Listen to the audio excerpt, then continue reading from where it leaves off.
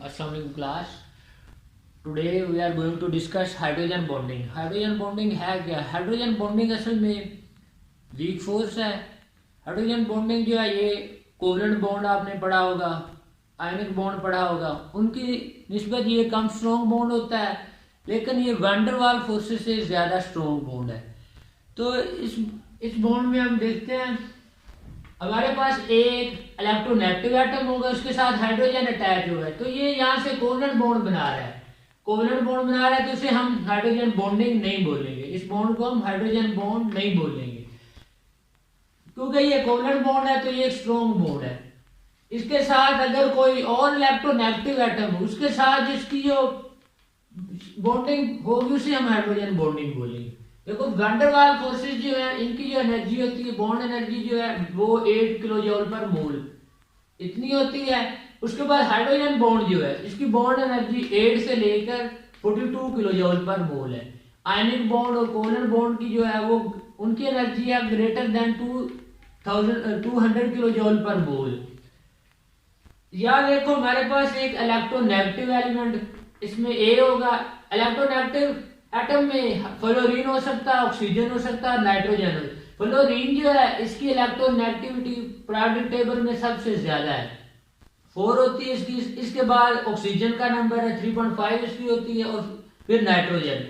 कभी कभार organic chemistry में कार्बन और क्लोरीन जो है वो भी हाइड्रोजन बॉन्डिंग शो करते हैं, वो ऑर्गेनिक केमिस्ट्री में होता है, ये स्पेशल केसेस में होता है.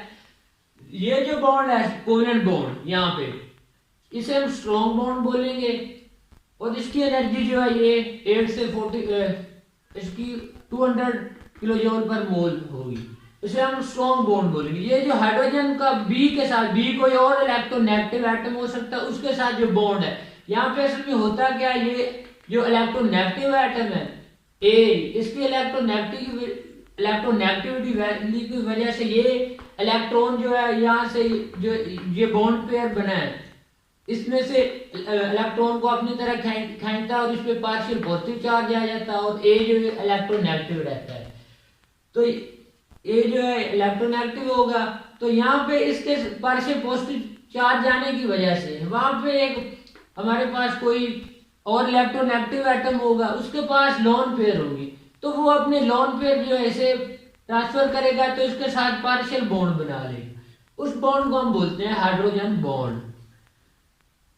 इसमें अब जो बी है, इसकी कुछ कंडीशंस हैं, वो किस तरह का होना चाहिए. हाइड्रोजन बॉन्डिंग ज्यादा अच्छे से होगी, इलेक्ट्रोनेगेटिव एटम होना चाहिए. बी जो है वो एक इलेक्ट्रोनेगेटिव एटम होना चाहिए, इसका स्मॉल साइज होना चाहिए, और उसके अलावा इसके पास लोन पेयर्स होने चाहिए.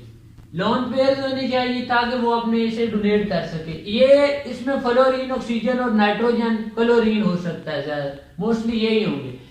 तो अब हम डिस्कस करते हैं, हम कंपेयर करते हैं किसमें हाइड्रोजन बॉन्डिंग ज्यादा स्ट्रॉन्ग होगी.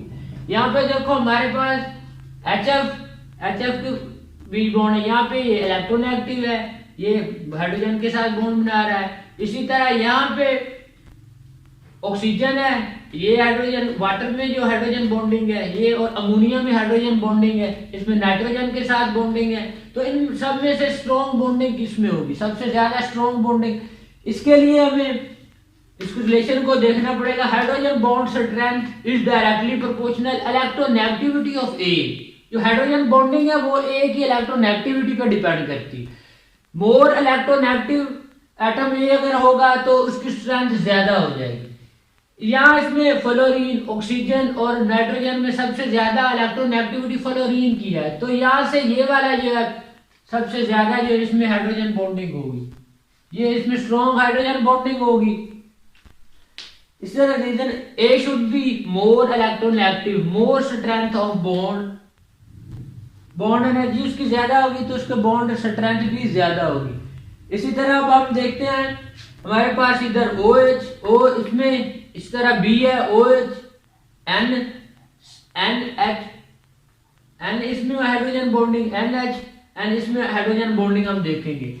तो हमने कहा था कि ए जितना ज्यादा इलेक्ट्रोनेगेटिव होगा उतनी हाइड्रोजन बॉन्डिंग स्ट्रॉन्ग होगी. यहाँ पे देखो, यहाँ पे नाइट्रोजन हाइड्रोजन के बॉन्ड है, नाइट्रोजन लगे हुए, तो ये इसकी इलेक्ट्रोनेगेटिविटी कम है, ये इसे हम इलेक्ट्रोनेगेटिविटी कम है, या नाइट्रोजन इधर भी उसके साथ अटैच है, तो ये इन दोनों में से तो नहीं होगा। इन दोनों में से स्ट्रॉन्ग कौन सा होगा वो हमने देखना है। यहां से इलेक्ट्रोनेगेटिव ए जो है, ओ जो है इसमें ज्यादा इलेक्ट्रोनेगेटिव है, इधर से ओ जो है ये इधर भी ओ लगा हुआ है। इन दोनों में से हम देखेंगे हाइड्रोजन बॉन्डिंग स्ट्रेंथ किस में ज्यादा है। तो यहाँ पे जो होगा इसमें नाइट्रोजन वाला होगा। क्यों? इसकी रीजन ये है कि जितनी hydrogen bond strength inversely proportional electronegativity of B. जितनी इलेक्ट्रोनेगेटिविटी की बी की वैल्यू कम होगी, इसे हम बी के तौर पे ले रहे हैं, इन दो एटम्स को हम बी समझेंगे इधर। जितनी इसकी इलेक्ट्रोनेगेटिविटी कम होगी उतना स्ट्रॉन्ग बॉन्ड होगा। क्यों? यहाँ पे हाइड्रोजन के पास जो है इलेक्ट्रॉन जो है वो ये ऑक्सीजन अपनी तरह खींचेगा, और ये नाइट्रोजन अगर इलेक्ट्रोनेगेटिव, ये वाले ऑक्सीजन और नाइट्रोजन में से अगर ऑक्सीजन ही हम देखें तो इसकी इलेक्ट्रोनेगेटिविटी ज्यादा है, तो ये हाइड्रोजन से बॉन्ड अट्रैक्ट करने की कोशिश करेगा। हाइड्रोजन से बॉन्ड अट्रैक्ट करने की कोशिश करेगा तो ये बॉन्ड इतना स्ट्रॉन्ग नहीं रहेगा। अगर ये ऑक्सीजन इन इलेक्ट्रॉन को अपनी तरह खींचता है तो यहां से ये जो नाइट्रोजन है ये इसके साथ ज्यादा अच्छे से बॉन्ड बनाएगा, तो इस तरह इसकी हाइड्रोजन बॉन्डिंग ज्यादा स्ट्रॉन्ग होगी। टाइप ऑफ हाइड्रोजन बॉन्डिंग, इसमें हमारे पास intermolecular hydrogen bonding, intramolecular hydrogen bonding होती है। इंटरमॉलिक्यूलर हाइड्रोजन बॉन्डिंग, इंटर मतलब बिटवीन टू मॉलिक्यूल, एक से ज्यादा मॉलिक्यूल जो इनमें हाइड्रोजन बॉन्डिंग, जो इंटरमॉलिक्यूलर बॉन्डिंग उसे हम कहते हैं। इंट्रामॉलिक्यूलर हाइड्रोजन बॉन्डिंग, एक ही मॉलिक्यूल में जो बॉन्डिंग होती है उसे हम इंट्रामॉलिक्यूलर हाइड्रोजन बॉन्डिंग बोलेंगे। तो पहले हम डिस्कस करते हैं intermolecular hydrogen bonding. Hydrogen bonding between two different molecules, जो दो मुख्तलिफ मॉलिक्यूल्स के दरमियान हाइड्रोजन बॉन्डिंग होगी, इसे हम इंटरमॉलिक्यूलर हाइड्रोजन बॉन्डिंग बोलेंगे। जैसे I2HF NH3, तो यहाँ पे हम NH3 में हाइड्रोजन बॉन्डिंग को डिस्कस करते हैं। यहाँ में नाइट्रोजन के साथ हाइड्रोजन बॉन्डिंग इस तरह, एक और हाइड्रोजन का मॉलिक्यूल है वो इसके साथ हाइड्रोजन बॉन्डिंग शो कर रहा है। इसमें आगे दो टाइप्स होती है, homomolecular hydrogen bonding, heteromolecular hydrogen bonding. Homomolecular hydrogen bonding में तो हम इसे लेते हैं जिसमें एक ही तरह के जो मॉलिक्यूल्स हैं उनमें हाइड्रोजन बॉन्डिंग, उसे हम होमोमोलिकुलर हाइड्रोजन बॉन्डिंग बोलते हैं। और दूसरी है हेटेरोमोलिकुलर हाइड्रोजन बॉन्डिंग, जिसमें हमारे पास हो सकता है वाटर के साथ अल्कोहल की हाइड्रोजन बॉन्डिंग, उसे हम हेटेरोमोलिकुलर हाइड्रोजन बॉन्डिंग बोलते हैं। तो इसमें नेक्स्ट एग्जांपल है बोरिक एसिड, I3BO3 इसका फार्मूला होता है। तो इसकी स्ट्रक्चर इस तरह होती है, बी सेंटर में होता है और प्लेन में 3 हाइड्रोक्सिल ग्रुप लगे हुए होते हैं। तो ये जो स्ट्रक्चर है ये इस तरह एग्जिस्ट नहीं करती है, I3BO3 में एग्जिस्ट नहीं करती, बल्कि ये I3BO3 ट्वाइस में एग्जिस्ट करती है, एक डायमर की फॉर्म में। तो इसको हम इसमें हाइड्रोजन बॉन्डिंग को डिस्कस करते हैं। हाइड्रोजन बॉन्डिंग इसमें कैसे होता है, एक बोरिक एसिड का मॉलिक्यूल इधर होता है, दूसरा बोरिक एसिड का मॉलिक्यूल दूसरी साइड पे। तो यहाँ से ये हाइड्रोजन जो है ये दूसरे बोरिक एसिड के मॉलिक्यूल के साथ ऑक्सीजन जो है यहाँ से हाइड्रोजन बॉन्डिंग शो करता है, और यहाँ से ऑक्सीजन जो है दूसरे बोरिक एसिड मॉलिक्यूल पहले वाले के साथ हाइड्रोजन बॉन्डिंग इस तरह शो करते हैं। तो ये एक चिलेशन बना देते हैं, इसमें ये दोनों के साथ हाइड्रोजन बॉन्डिंग और एक ये रिंग टाइप बना देती है, तो इसे हम चिलेशन भी बोलते हैं, formation of ring. Formation of ring को हम चिलेशन बोलते हैं।